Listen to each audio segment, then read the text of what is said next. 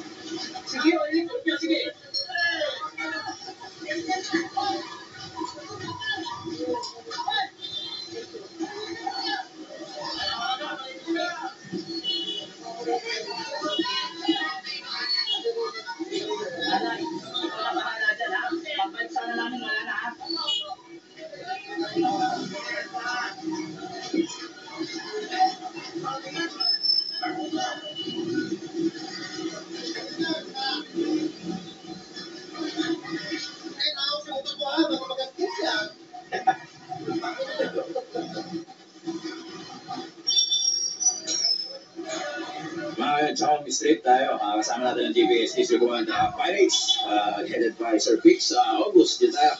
Kabila, medyo mainit ito, mga kayo. Wow!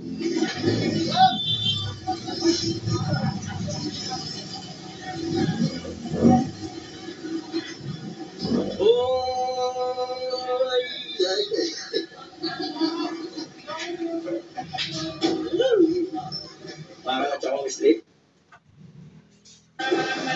Kasama natin TBS District 1, the Pirates. Medyo mainit. So, full parking mga kayo. Double parking.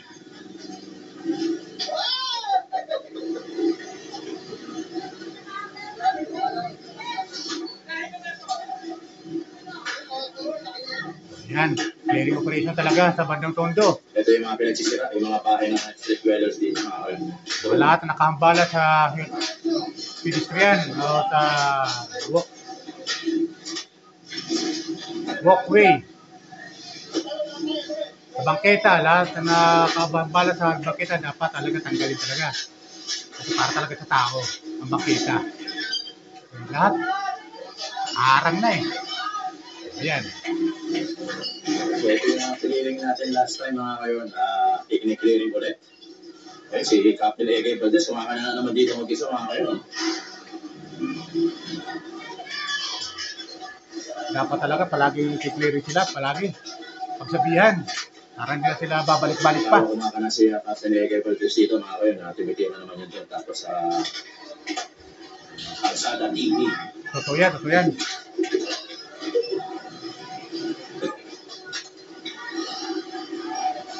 Ayun, natantaranta na sila dito mga kayo. Natanggal na yung mga nakahambala sa bangketa, magiging maliwanag ang paningin ng tao dyan. At maluwag, kalsada. Hanggang ngayon, pag ganyan, nakahambala sila, nakaharang sa kalsada. Dapat talaga tanggalin talaga yan sila. Yung mga nakaharang sa bangketa.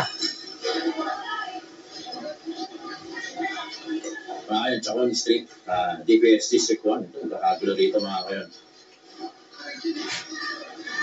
Ito yan, ito yan.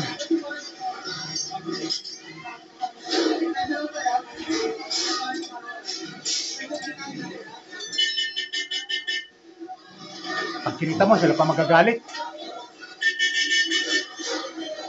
So, may mga bote pa ng gin. Nakambala na nga sila sa kalsada, nakaharang sila sa, ano to, bangketa. Sila pa ito nagalit pag kinita mo. Ito yung nagtitinda ng Siyempre mo, dapat talaga nakahambala sa kalsada. Na dapat ang kalsada ay para sa sasakyan. Ang bangketa ay para sa lakaran ng mga tao. Nakahambala talaga sila. Kaya dapat talaga sila, alisin talaga dyan. Sa bangketa ay nakaharang para maging maliwalas ang kalsada. Pinalis mo pa sila, sila pa itong may gana magalit. Nakaharang na sila sa kalsada, sila pa itong may gana magalit. Diba?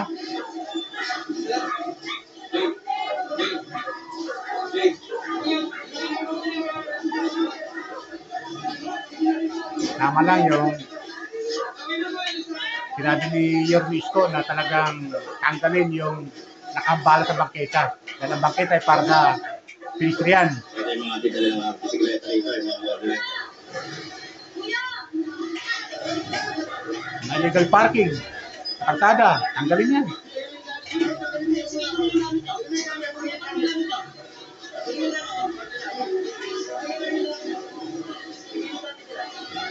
Dami nakaharang sa kalsada.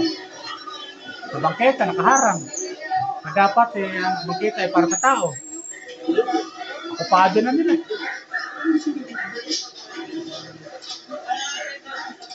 Pag kinita mo, sila ba't may gana magalit? Diba mga viewers ko? Ito mga nag-aaral pa. In fairness, nag-aaral pa sila mga kayo. Kaya, yun naman ang maganda sa mga kabataan. Talagang dapat na mag-aaral. At maayos sana.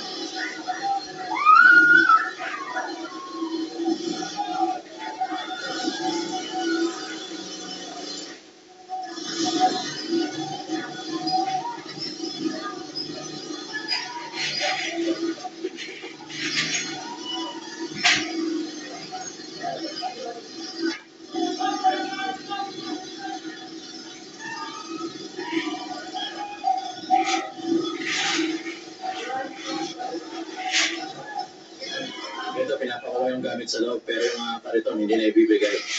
Kaya hawak din niya kuya para hindi na makuha.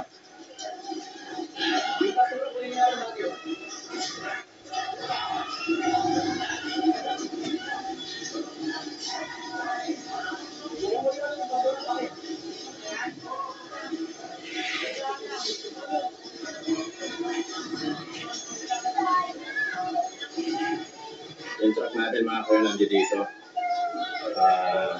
sinasampa yung mga bawat kinukuha at nilalagay sa gitna niya at Captain A.K. Valdez. Pinapalinis yung mga buong paligid ng morga. Ito yung tindahan mga kayo. Bumalik ulit, nanduluto pa. Pork chop.